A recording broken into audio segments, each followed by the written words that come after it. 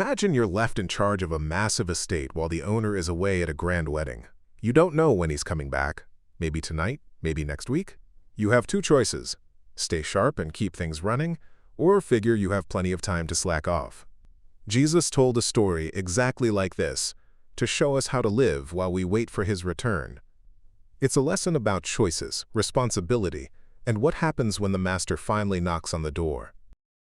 Jesus starts by describing the faithful servant. This person doesn't just sit around staring at the clock. They are dressed for action with their lamps lit. In those days, people wore long robes, so being dressed for action meant tucking your robe into your belt so you could move fast. It's a picture of someone who is mentally and spiritually prepared. Their goal is simple. When the master knocks, they want to open the door immediately. This servant is called wise because they take their job seriously. The master put them in charge of the whole household to make sure everyone else is fed and cared for at the right time. They treat the master's property and people with respect, even though the master isn't there to watch them. They act out of love and duty, not just because they're afraid of getting caught. When the master returns and finds this servant doing their job, the reward is mind-blowing. Jesus says the master will actually sit the servants down at the table, dress himself to serve, and wait on them.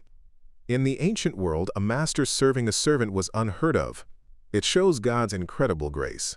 He rewards our faithfulness by inviting us into a deeper relationship where he provides for us in ways we can't even imagine. But then, Jesus shows us the dark side of the story.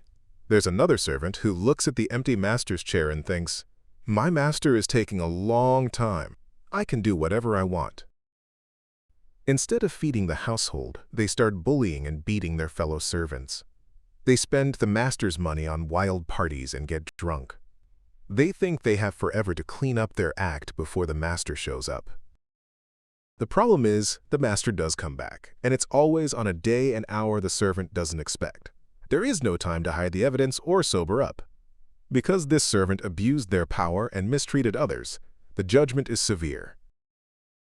Jesus uses graphic language, saying the master will cut him to pieces and put him with the unbelievers or hypocrites. It's a sober warning that pretending to be a servant while living for yourself leads to a terrible end. The story ends with a powerful principle for all of us. Jesus explains that the more you know, the more you're responsible for.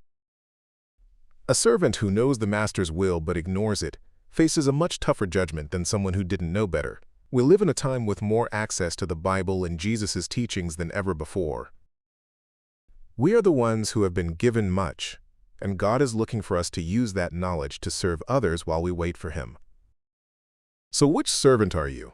Are you keeping your lamp burning and looking out for others? Or have you become complacent because it feels like the master is delayed? The return of Jesus isn't just a future event. It's a reality that should change how we treat people today.